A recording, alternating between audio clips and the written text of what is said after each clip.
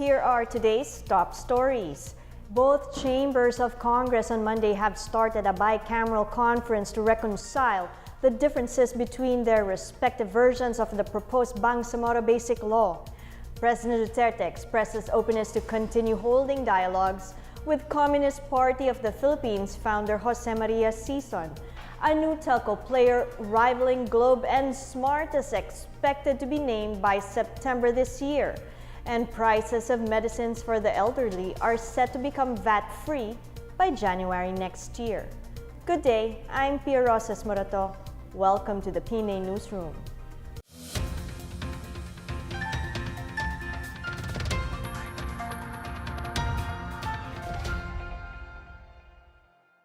Members of both chambers of Congress on Monday have started a bicameral conference to reconcile the differences between their respective versions of the proposed Bangsamoro Basic Law. The bicameral conference, spearheaded by House Majority Leader Rodolfo Fariñas and his Senate counterpart Juan Miguel Zubiri, was held at Crown Plaza Manila Galleria in Pasig City. The meeting will run until Friday. Fariñas expressed hope that they could come up with the best version of the bill acceptable to both panels so that they could ratify it as Congress opens its third regular session on July 23 and have it signed by President Duterte during his third SONA. Fariñas stressed that the BICAM committee should be guided by the Constitution in resolving the contentious provisions of the BBL. Fariñas also said that they have to ensure that everything will be compliant to the Constitution because it will surely be challenged. Meanwhile, Zubiri said the Constitution should set both the latitude and the limitations of what can be incorporated in the proposed bill. Zubiri said apart from constitutionality, the committee should also follow the guideposts of autonomy, acceptability, social justice, and peace and development in reconciling the two versions of the bill. President Rodrigo Duterte is keeping the doors to a dialogue with CPP founding chair Jose Maria Sison open, even as he disagrees with the condition of conceding government powers through power sharing. More on this from Benj Bondoc. President Rodrigo Duterte said a 60-day time frame for peace talks between him and Communist Party of the Philippines founding chairperson Jose Maria Sison remains open, but the possible resumption of peace negotiations is still uncertain. Duterte said he has been reviewing the entire peace agreements, including the Joint Agreement on Safety and Immunity Guarantees, a key agreement between the government and the National Democratic Front, which guarantees the legal immunity of rebel peace negotiators. While he is unsure of the next step, the president said he stands firm on no power sharing or a coalition government with the communists, saying it is not within his authority to concede some powers of government. Since he wanted the talks to be in the country, the president had asked Sison to return home, guaranteeing his safe travel and stay in the country. Earlier, Presidential Advisor on the Peace Process Secretary Jesus Dureza said any resumption of talks remains subject to the demands of Duterte. He said aside from stopping the NPA's collection of revolutionary taxes, Duterte wanted no coalition government with the communist rebels. Dureza added that localized peace arrangements may be pursued by local government units with insurgents in their respective areas of responsibility. According to Dureza, this way forward in the stalled peace talks was decided upon following the consolidation of various positions expressed during the command conference convened by Duterte last week. For the PNA Newsroom, I'm Benj Bondo. President Rodrigo Duterte is encouraging different cause-oriented groups to conduct protests on July 23 during his next State of the Nation address. The president says he will allow his critics to vent out their grievances against the government. He assures that maximum tolerance will be implemented on protesters. The president adds that police will be asked to arm themselves only with batons and shields and not to use firearms.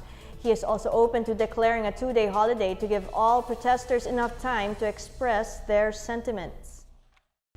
The Department of Health said there's no need for hospitals to establish express lanes despite an outbreak of leptospirosis cases in Metro Manila.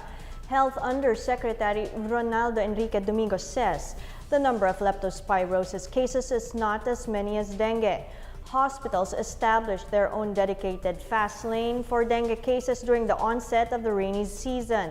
The agency also established fast lanes for dengue patients in the midst of dengue controversy.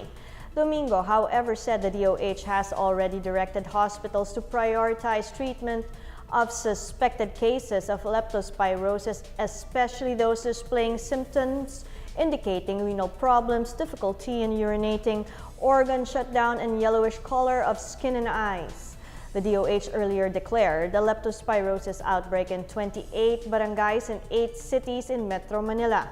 To date, a total of 454 cases of leptospirosis were recorded in NCR that resulted in 58 deaths.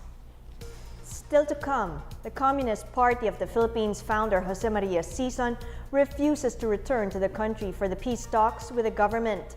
A new telco player rivaling Globe and Smart is expected to be named by September this year. These and more when the PNA Newsroom continues.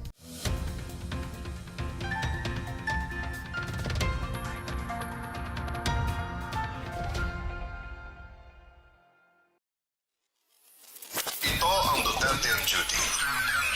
Ulat sa ginagawa ng Presidente. June 28, Huwebes, Panglao Island, Bohol. Dumalo si Pangulong Rodrigo Roa Duterte sa 25th Annual Convention ng Vice Mayors League of the Philippines. June 29, Biyernes, Tacloban City.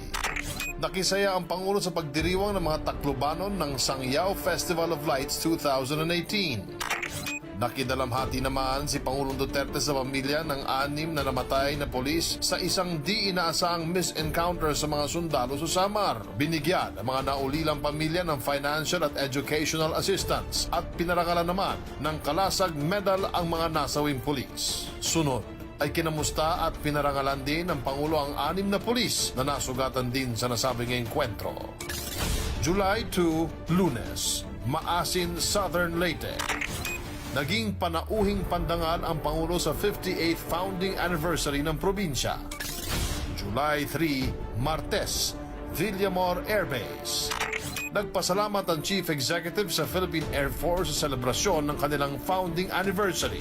I congratulate the Philippine Air Force for 71 years of service, sacrifice, and commitment to safeguarding our citizenry and defending our sovereignty. Inihayag niya ang mga hakbang ng administrasyon para sa modernisasyon ng Air Force.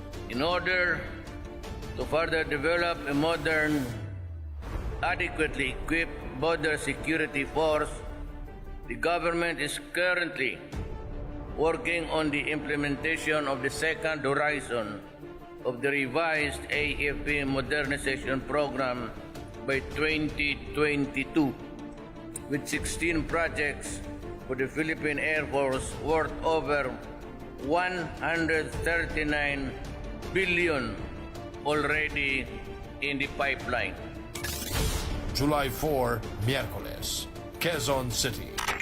Dumalo si Pangulong Duterte sa anibersaryo ng Department of Environment and Natural Resources na ginanap sa Ninoy Aquino Parks and Wildlife Center. Ako po si Secretary Marty Nandanar at ito ang Duterte on Duty. Abangan sa susunod na linggo ang mga gagawin ng Pangulo.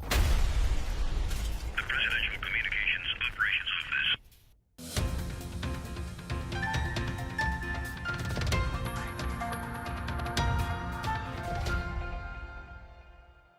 Despite President Duterte's openness to continue the peace talks, the founder of the Communist Party of the Philippines has resolved not to return to the Philippines while Duterte is in power.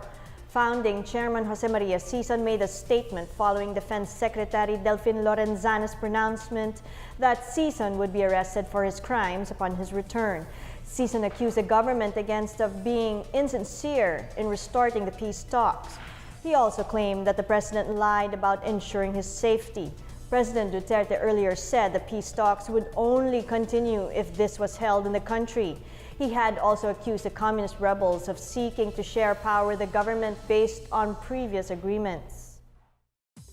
The Department of Information and Communications Technology is choosing a telecommunications company with an impeccable service record as it sets to reveal the country's third major player by September.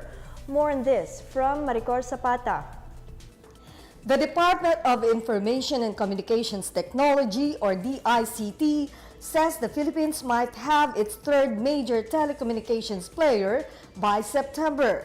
But it says it must be a telecom firm with the technical and financial capability to deliver high-quality communication services to the public. DICT Acting Secretary Eliseo Rio Jr. notes the third telco will enter a playing field where it has to compete with Globe and Smart. As for the mode of selection, industry stakeholders prefer the use of the highest committed level of service as a criterion for the selection of a new major telco player over the use of an auction. The DICT also favors the highest level of commitment formula. The agency says the new telco will be picked based on these criteria: 40% for national population coverage, 20% for minimum average broadband speed, and 40% for annual capital and operating expenditure over a 5-year commitment period. However, the Department of Finance prefers that the selection of the new telco player be based on the auctioning of frequency spectrums. But Rio has opposed this mode, saying it would force a new player to put up a huge amount to qualify for the bidding process, which is not related to setting up telecommunication facilities and improving services. According to the DICT, to qualify, a company or consortium must have a congressional franchise that is not a related party to the dominant players. The company or members of the consortium must also have a paid-in capital of at least 10 billion pesos. The bidders must also have experience in provisioning, delivery, and operations of a telco service for the last 5 years. For the PNA Newsroom, I'm Maricor Zapata. A Malaysian infrastructure firm has offered to build government centers and business hubs in provinces across the country. Alloy MTD Group will pour in 18 billion pesos in the Philippines for the projects, which will be constructed in 12 cities outside Metro Manila. Local unit MTD Philippines says it has already embarked in this project in the cities of Calamba in Laguna, Palayan in Nueva Ecija, and Balanga in Bataan. Other government and commercial centers are expected to rise in Ilocos Sur, Ilocos Norte, Batangas, Cebu, and Surigao, among others. Under this project, Alloy MTD develops an idle land into an economic zone where buildings are in place for government offices and for commercial use. MTD's largest projects will be the National Government Administrative Center within the new Clark City in Tarlac. The company is spending 13.7 billion pesos for the construction of Phase 1A of the center. The Department of Labor and Employment is making it easier for displaced formal workers in Boracay to get financial aid. Labor Secretary Silvestre Bello III said they will simplify the requirements needed for the Adjustment Measures Program, or AMP. Under the simplified rules, workers availing of financial aid will need to present only a valid ID and certificate of employment. Instead of cash cards, the assistance will also be given in cash. Bello said a department order regarding the simplified requirements may come out in the coming days. The financial aid is under the Boracay Emergency Employment Program, which aims to enhance the employability and competitiveness of the beneficiaries, as well as mitigate the economic impact of the island's rehabilitation. As of Sunday, Bello said only about 10,000 affected workers have so far applied for the program. Workers of the Freeport area of Bataan will soon have their chance to get affordable housing. Subdivision developer Fiesta Communities launched its new model housing units in Barangay Balon Anito in Mariveles, Bataan. It is the second township project after Limay Town and the 17th project of Fiesta Communities in Luzon. The developer says that based on their study, 60% of Freeport workers are renting homes in Mariveles. Latest reports show that there are 34,000 workers operating in the FAB. The price range for the housing units in Fiesta Communities Mariveles will be from 450,000 to 1.4 million pesos. The developer is also launching housing projects in Hermosa and Abucay and the city of Balanga. They are targeting 10,000 housing units in Luzon. Up next, prices of medicines for the elderly are set to become VAT-free by January next year. The provincial government of Apayao announces the reopening of the Dupang Rocks Formation to tourists this August. These and more when the PNA Newsroom returns.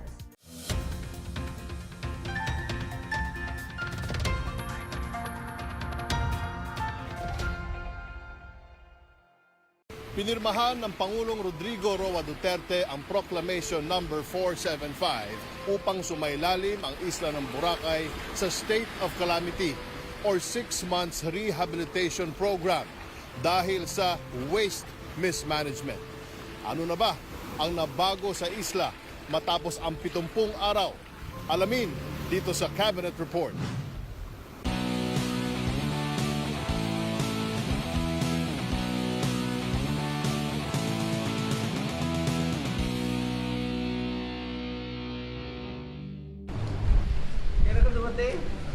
Kahapon? Ay, kapot. Happy birthday! Ay, thank you. Thank you. Dito tayo. Ang pinakamahirap na pinag-umpisan ko talaga is the cleaning of the beach water. Drainage and sewage system were the problem.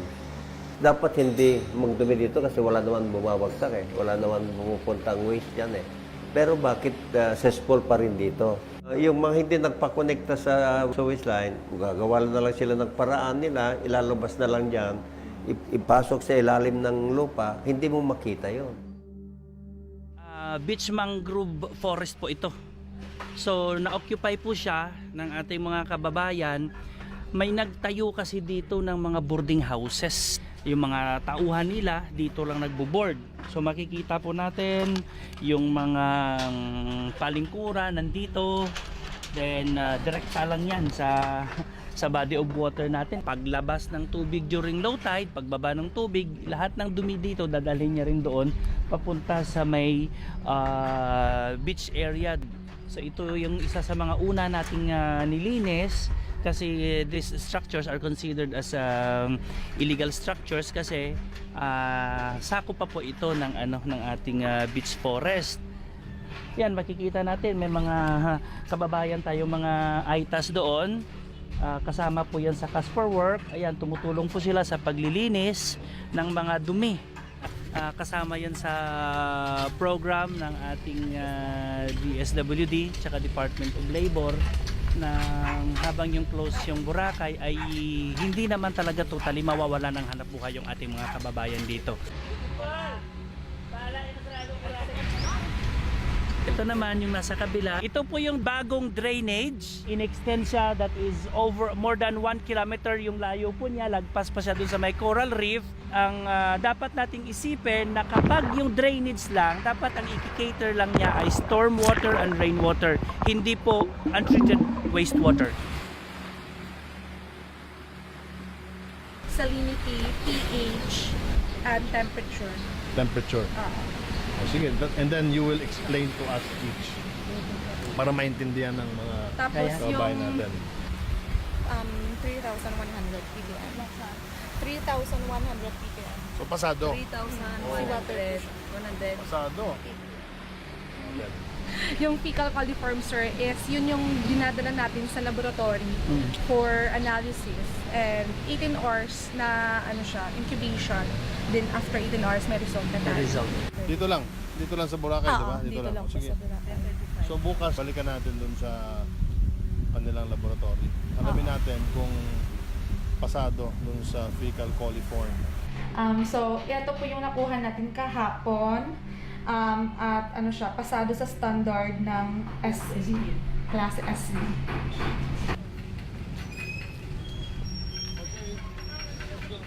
From south to north, pag landing mo dyan, this is the only road. And it is so congested. Dati 6 meters lang yan eh.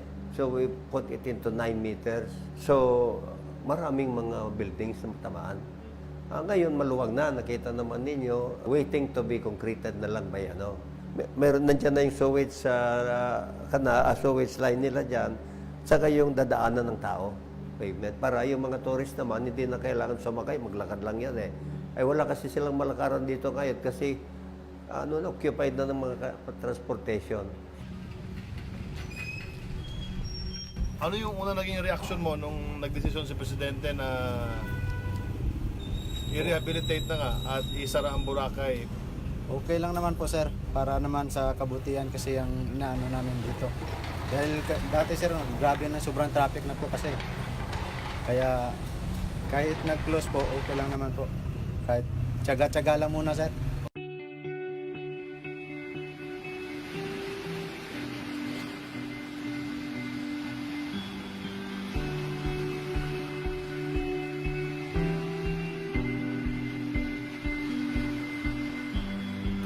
Po sa ginawa po ng ating mahal na Presidente, maganda po dahil ito nga, dahil nakita naman po ninyo siguro kung ano na ang lalaki ng Boracay. So, sa ginawa ng ating mahal na Pangulo na maiayos, salamat po. Walang maiiwan, walang pinipili, mayaman o mahirap. Pag nag-violate ka, lalo na dito sa kalsada, talagang tatakyasin ang pinipili mo. Isang magandang ehemplo ito. Hindi lang para sa Boracay, kundi para sa buong Pilipinas at sa iba pang mga tourist destinations.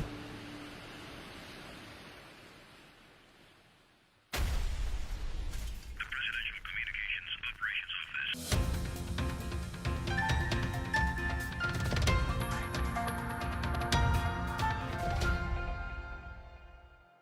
Medicines for diabetes and other ailments common to the elderly will soon become cheaper as they will be exempted from the value-added tax. Finance Assistant Secretary Antonio Joselito Lambino II says medicines for diabetes, high cholesterol, and hypertension will be VAT-free by January 2019.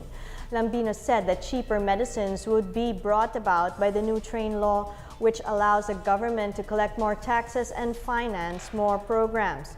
The Department of Finance announced this during the launching of the Biyaya ng Pagbabago program held at the Benguet State University. Cabinet Secretary Leoncio Evasco said the program aims to bring to the grassroots the programs and services of the Duterte administration. The government targets to bring down the poverty level in the country from 21% to 14% in 2022. The National Food Authority is reviving its retail outlets in barangay food terminals all over the country. The NFA has ordered its field officers to strengthen the policies in rice distribution so that affordable rice could reach more consumers, particularly poor families. The NFA has 76 rice outlets nationwide, which serve about 500 families. These outlets, which are supplied with 35 bags of NFA rice each, sell up to 10 kilograms of rice per customer. The NFA is also opening 2 new outlets, which are expected to serve indigenous peoples in Kidapawan. Meanwhile, about 19,000 accredited rice retailers sell NFA rice for around 32 pesos per kilo. The Philippines finished its campaign at the 42nd Southeast Asia Swimming Championships with a total of 28 medals. The Philippine team won 3 more bronze medals on Sunday, bringing its medal tally to 4 golds, 11 silvers, and 14 bronzes. Siandi Chua, who topped the 200-meter individual medley and 200-meter backstroke events in the girls 16 to 18 years old category, finished third in the 100-meter freestyle behind Vietnam and Indonesia. Kirsten Robin Tan fell to third place against Thailand and Vietnam in the 100-meter freestyle event of the girls 13 years and under category. Meanwhile, Lady Samantha Corpus took the bronze in the 800-meter freestyle event of the girls 13 years and under category against Thailand and Vietnam. Philippine Swimming Incorporated President Lani Velasco has expressed her gratitude to the Philippine Sports Commission for its all-out support to the young swimmers. She also praised University of Arizona coach Sam Bush, who was hired as foreign coach of the national juniors team last month. For our feature story, rock climbers seeking to conquer the Tupac rock formations in Apayao province will be able to visit the natural wonder again as improvements are being made by the local government. More on this from Janice Cave. The Dupag Rock Formation, one of Apayao's major tourist destinations in Marag Valley, is expected to reopen for tourists in August this year. Apayao Vice Governor Remy Albano confirmed this following a dialogue with concerned tourism stakeholders on Friday.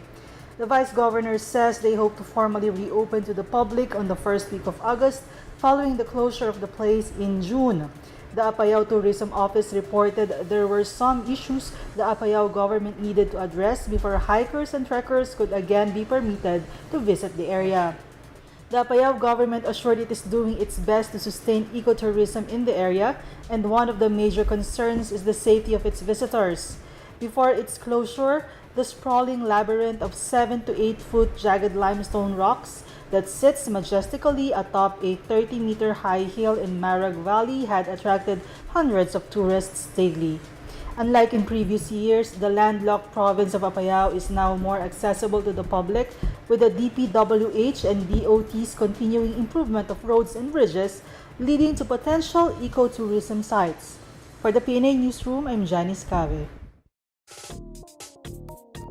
Let's now check out the weather forecast for Metro Manila and the rest of the country.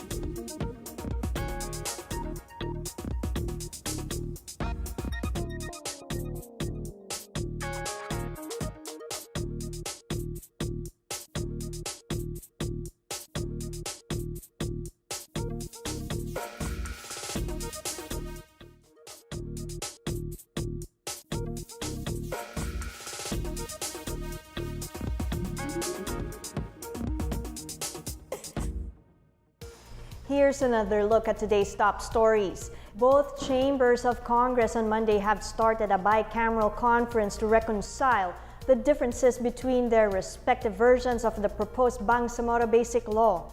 President Duterte expresses openness to continue holding dialogues with Communist Party of the Philippines founder Jose Maria Sison. A new telco player rivaling Globe and Smart is expected to be named by September this year. And prices of medicines for the elderly are set to become VAT-free by January next year. Thank you for watching another edition of the PNA Newsroom. To check out these and other stories, visit the PNA website or follow the Philippine News Agency on Facebook and Twitter.